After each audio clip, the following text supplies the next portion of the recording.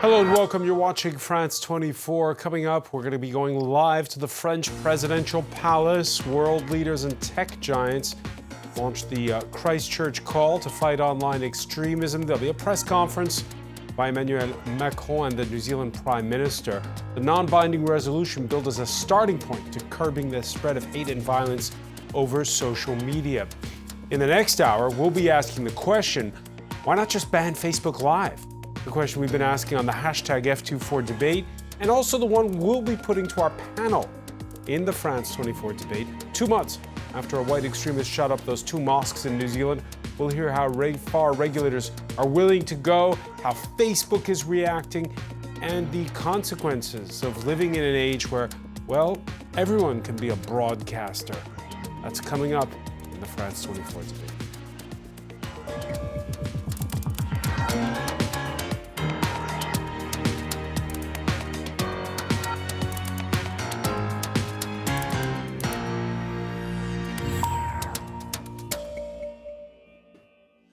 Hello everyone, I'm François Picard. 2 months to the day after a white extremist turned on his body cam and shot up 2 mosques in Christchurch, New Zealand's Prime Minister, among 26 world leaders gathered in Paris with tech giants to sign a pledge to stop extreme violence. Solange Mougin has more.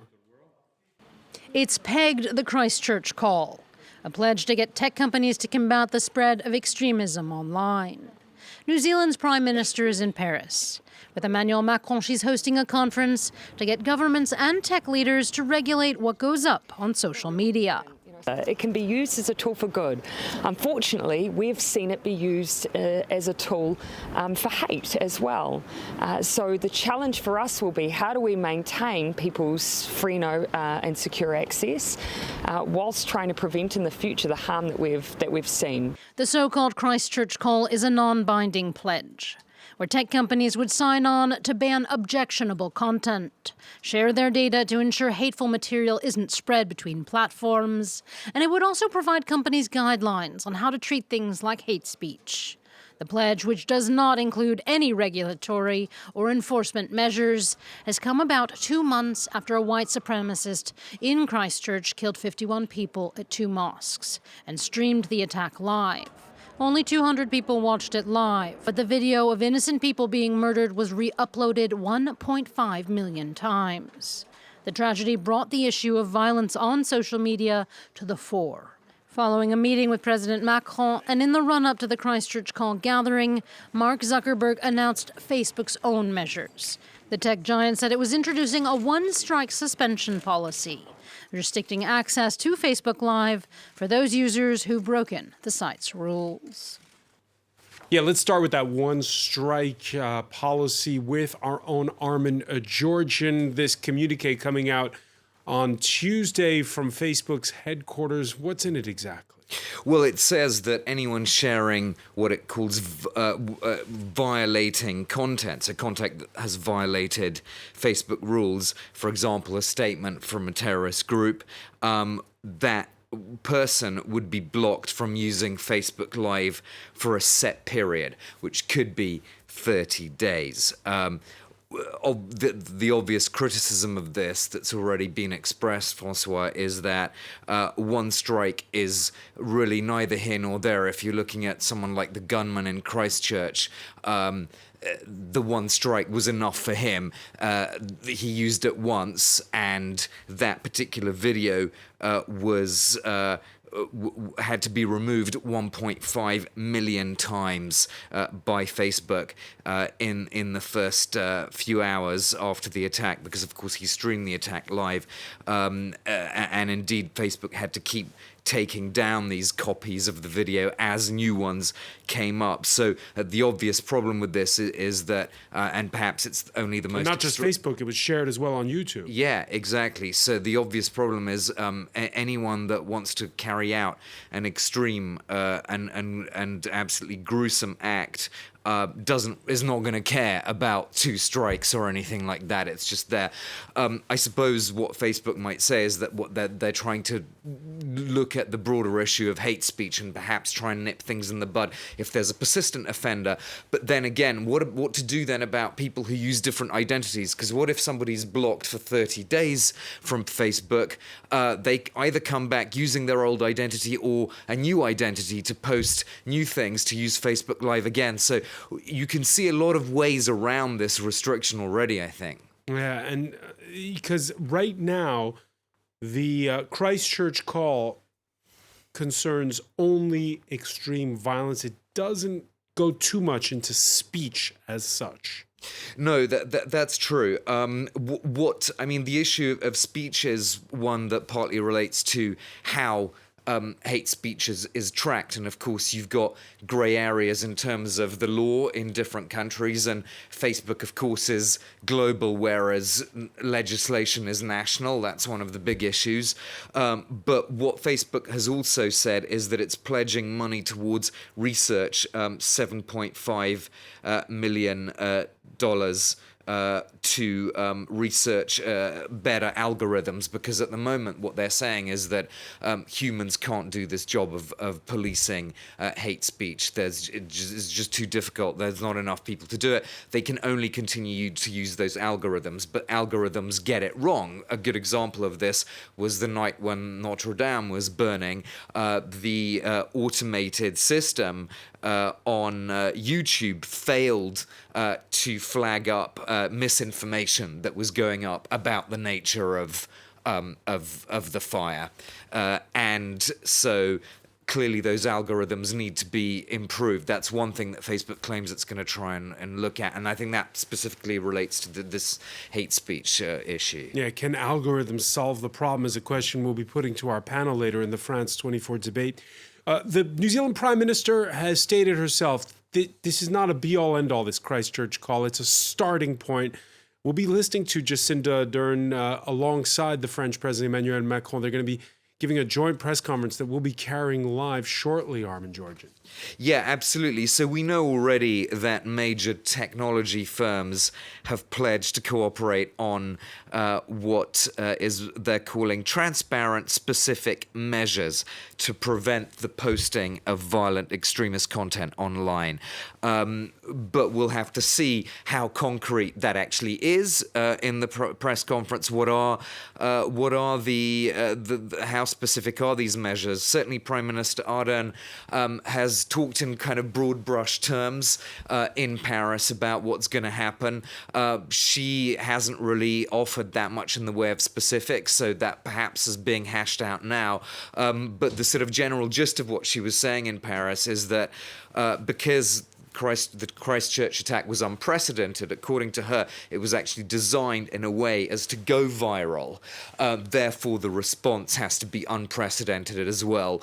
There must be better policing of the internet. But this is, of course, where you get a lot of different points of view among politicians of different countries as to how far regulation should go. Emmanuel Macron, the French president, says he wants to be a pioneer in regulating online activity that is harmful. But obviously, you'll have different points of view as you go around European countries or other members of the G7, for example, about how far this regulation should go. Yeah, and this summit that's been taking place here in Paris today, bringing together 26 world leaders, including the president of Senegal, the king of Jordan.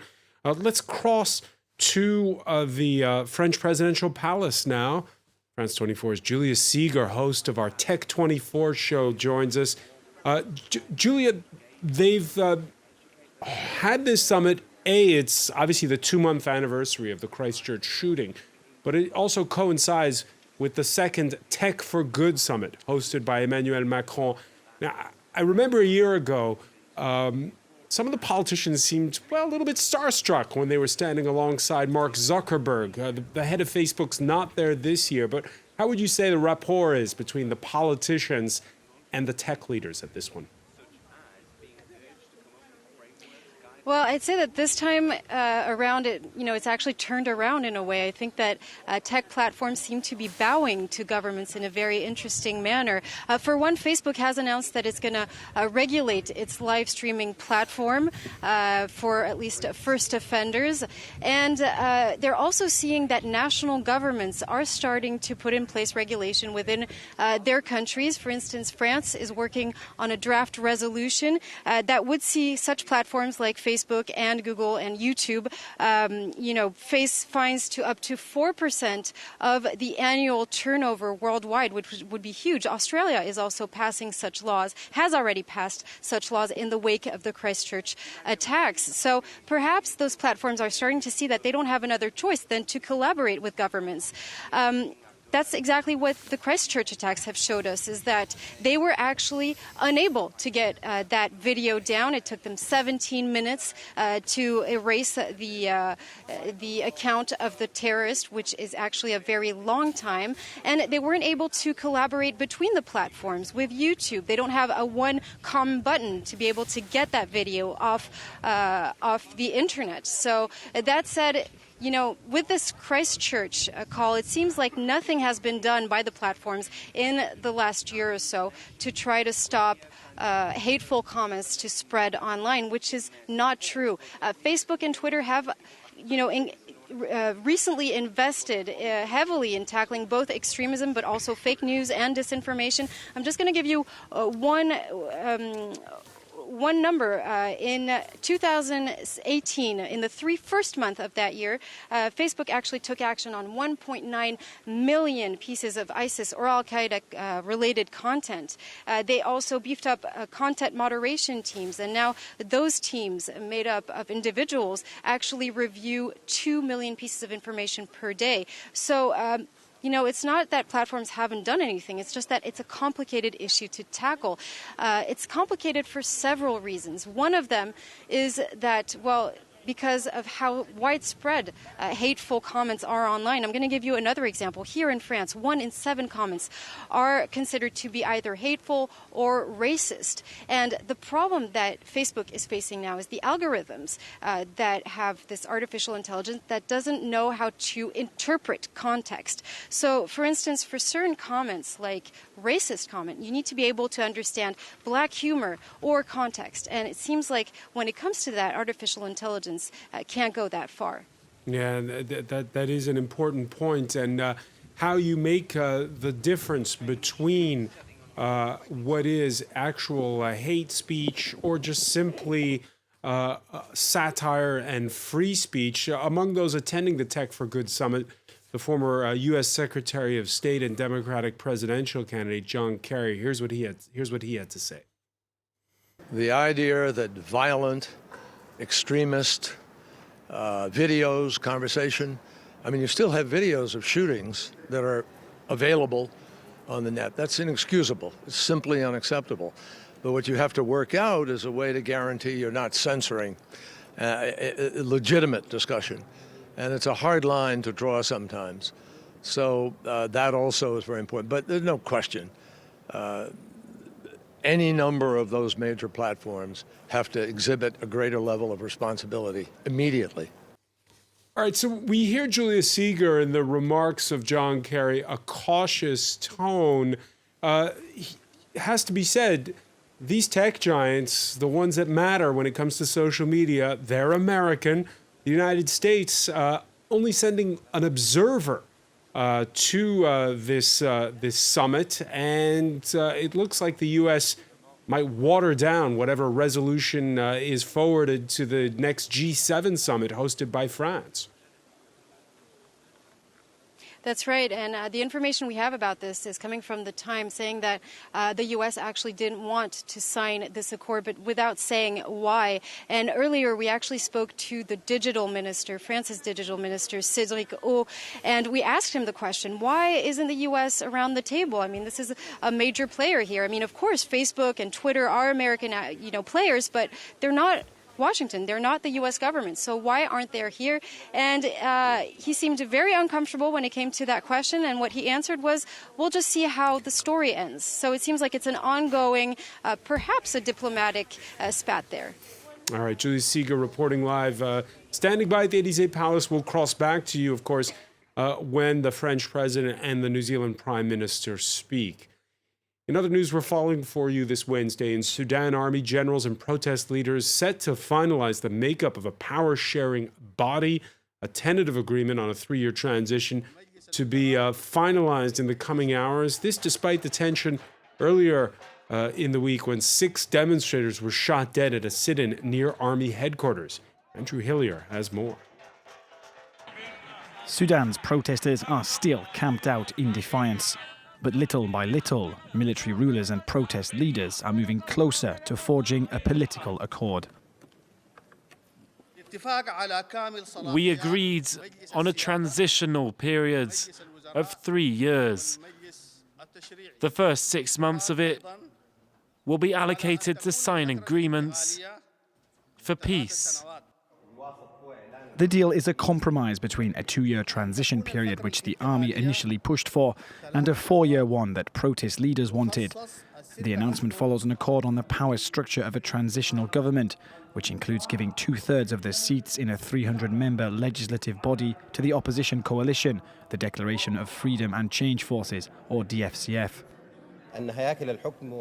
There are 3 power structures: an executive council, which will be shaped in agreement with the military council and the Declaration of Freedom and Change Forces, a ministers' council and a legislative council, 67% of which would be from the DFCF.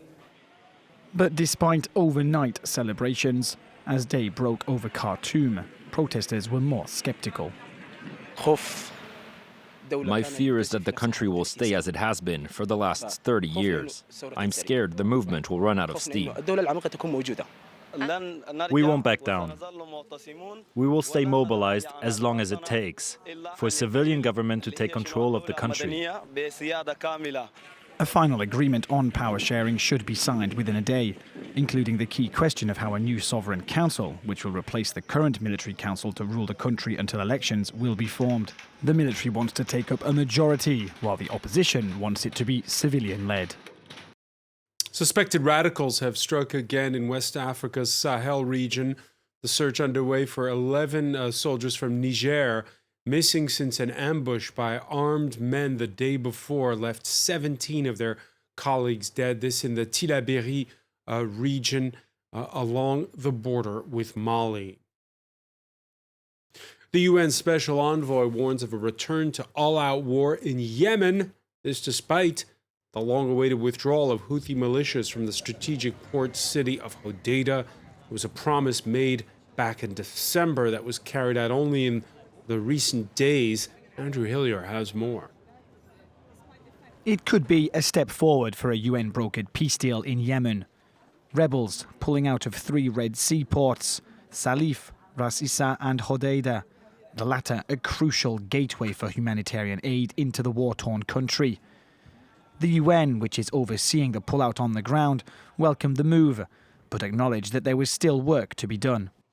Today we have together seen the redeployment, and we have also agreed that there are a few outstanding issues. There are 2 minefields in Ras Issa and Salif, and trenches in this port that needs to be removed. The handover of the ports is a key part of the agreement struck between Houthi rebels and Yemen's Saudi-backed government in Sweden in December. The deal calls for a full ceasefire, followed by the withdrawal of rebels from the city of Hodeidah and its surroundings. But the government isn't convinced. It accuses Houthi rebels of handing over control of the port to their own forces, but in different uniforms. The Houthis say they handed the ports over to the country's Coast Guard. At the same time, intense fighting between the 2 sides continues to devastate the country. In the latest attack, forces backed by Saudi Arabia killed at least 97 Houthi rebels and captured more than 100 in the southern province of Dale. The conflict has triggered what the UN has called the world's worst humanitarian crisis, with more than 2/3 of the population in need of aid. Brexit supporting backbenchers in the Conservative Party in the UK are warning they would vote down her European Union divorce deal. The remarks coming just a day after she promised to bring it back for a vote before Parliament next month. Could it be the last chance to save the UK from crashing out of Europe? For the fourth time, Theresa May is planning to give MPs a vote on her EU withdrawal deal. And with time running out, the stakes are high. If the bill isn't ratified, the UK could be forced to either leave without a deal or stay in the EU. The House will have to then address a much more fundamental question between whether it will pursue and communicate on a New Deal option or whether it will revoke. Since her deal was rejected for the third time in April, Theresa May's government has been holding cross-party talks in an attempt to rally support amongst the opposition Labour Party. But even if they fail to come to a deal, the vote will take place in the first week of June, 7 days after the EU's parliamentary elections. If the UK passes the withdrawal deal, it could mean that it wouldn't have to send MEPs to the EU's first parliamentary session in July. In the meantime, as Brexit drags on, pressure is growing on Theresa May to step aside. But the Prime Minister threw the ball back into Parliament's court. This is a government that wants to deliver Brexit and has been working to deliver Brexit. If everybody in the House of Commons had voted alongside with the government and the majority of Conservative members of Parliament, we would already have left the European Union. For the time being, then, she's holding on, but only just. Theresa May's spokesperson refuses to say whether or not the Prime Minister would step aside if her deal were to be rejected a fourth time.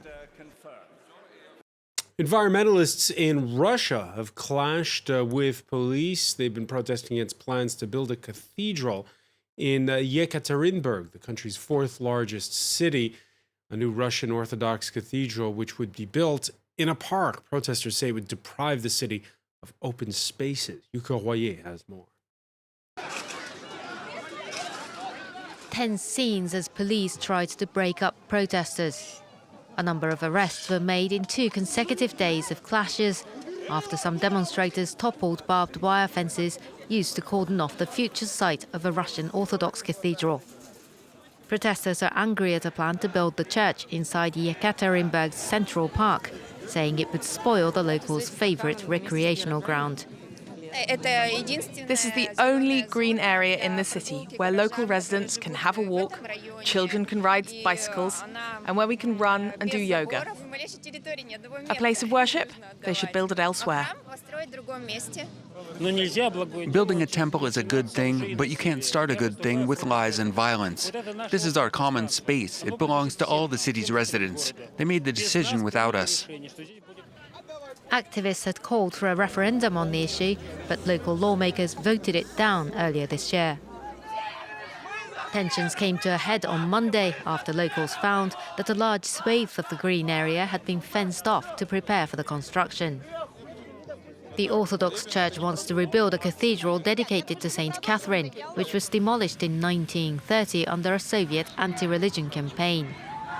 The Diocese of Yekaterinburg defends the plan as legal, saying its completion in 2023 will be a historic event. Protesters have been rallying in Alabama after the state Senate overwhelmingly there approved a ban on all abortions except if the mother's life's in danger. Those protests in the capital, Montgomery, with demonstrators urging Republican Governor Kay Ivey to veto a measure where an exception for rape and incest was rejected by the lawmakers. It'll probably be on to the courts now, and even to the Supreme Court. 25-6 in favor of a near-total ban. The state of Alabama has approved by a wide margin, and after raucous debate, the U.S.'s strictest legislation outlawing abortion. The law, which still must be signed off by the state's Republican governor, provides only one exception: if a woman's life is at risk. But why you all want to control our body? The procedure would still be illegal in cases of rape or incest, and punishable by law. The new legislation makes performing an abortion a felony, with doctors risking up to 99 years in prison. Protesting outside the State House, rights groups are expected to challenge the law in court. For the strict ban defies the nation's Supreme Court statute, Roe v. Wade. The Alabama law is part of a wider push by 16 states this year to restrict abortions. Already 4 states have rolled out a ban if a fetal heartbeat is detected, which can happen as early as 6 weeks. These numerous challenges have been emboldened by anti-abortion activists' hopes for a possible reversal of the 1973 ruling, now that there are new, more conservative justices on the Supreme Court. I think it's just a matter of the new Supreme Court, that the Trump Supreme Court now, they feel that the Roe versus Wade will be overturned. I think these states are raising to get to the top to say that they were the first to get there. For decades, the issue of abortion has dominated American politics, with generally conservative Christian groups pushing Republicans for bans in the name of an unborn life. While many Democrats and women's rights groups say politicians shouldn't have a say about a woman's right to choose.